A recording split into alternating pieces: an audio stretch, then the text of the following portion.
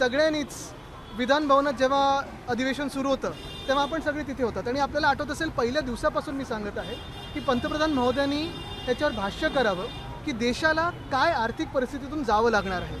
हे मी साधारणपणे 2 महिन्यापूर्वी जेव्हा हे इराणचं युद्ध सुरू झालं तेव्हापासून बोलत आहे.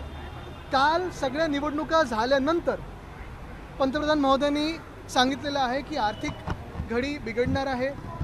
रुपया आपण पाहतोय घसरत चाललेला आहे. सोनं घेऊ नका, बाहेर जाऊ नका, बाहेर जाऊन लग्न करू नका, अमुक करू नका, तमुक करू नका. पण स्वतःचे मंत्री आणि स्वतःचा पक्ष हे पाळणार आहे का? रोड शो बंद होणार आहेत का? जे ताफे मंत्र्यांचे असतात ते कमी होणार आहेत का?